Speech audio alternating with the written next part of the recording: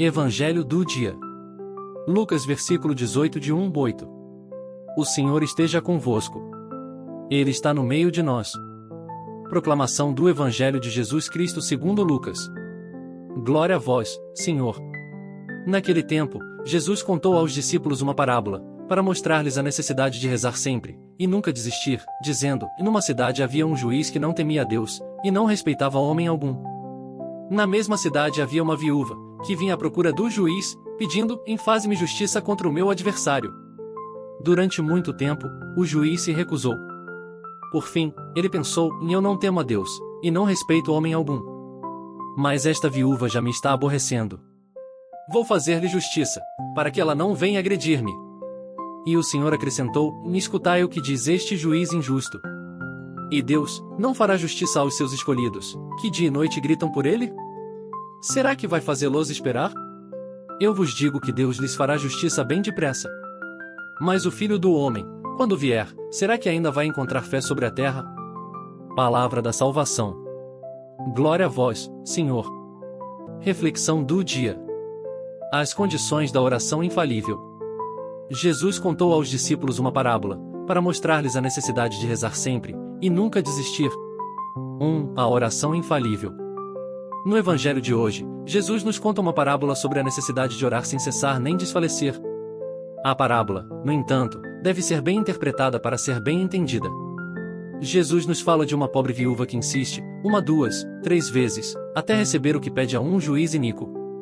É um exemplo claro de perseverança, mas que não deve ser tomado literalmente quanto aos dois lados do processo. Sim, nós precisamos ter a atitude da viúva pobre e humilde, com a diferença de que Deus não é um juiz iníquo. É neste ponto que as pessoas, em geral, se enganam ao ler esta parábola. Por causa do pecado original, muitos concebem a Deus como um rival, um inimigo, alguém cuja vontade se deveria dobrar, até ser convencido a nos ouvir e, quem sabe, nos amar. Não é nada disso. Para entender profundamente esta parábola, há que entender antes o que é a oração que Jesus está ensinando. Jesus se refere à necessidade de perseverar naquela oração que é a chamada oração infalível. 2. Suas características. Ora, quais são as características da oração infalível? Uma oração infalível, isto é, que há de alcançar o que estamos pedindo, tem de revestir-se das seguintes características. Primeiro, deve-se pedir algo necessário à própria salvação. Se o que você está pedindo é ganhar na loteria, mas isso não for necessário à sua salvação, esta oração não será infalível. Se, porém, você estiver pedindo fé, essa oração, sim, será infalível. Por quê?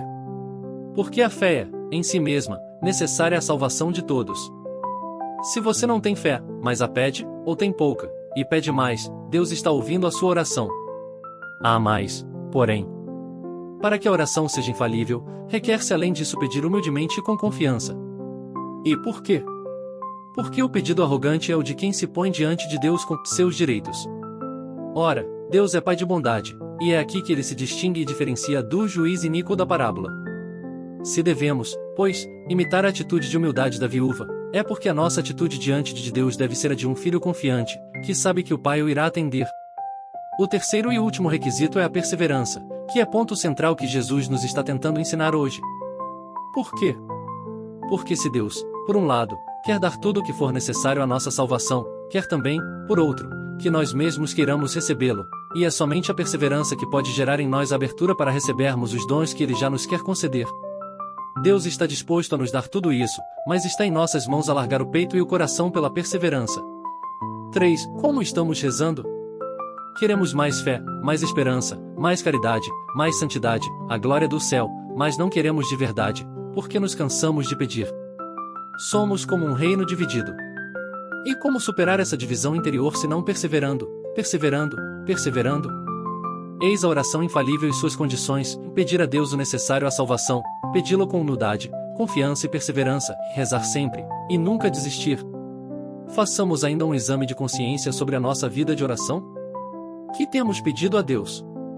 Coisas passageiras, caprichos, bobagens, ou a salvação? Estamos fazendo a oração que o Senhor nos ensinou no Pai Nosso: venha a nós o vosso reino e, portanto, a nossa salvação? Rezemos bem, para podermos um dia celebrar no céu, à mesa do justo juiz, o fruto da nossa perseverança. Deus abençoe você.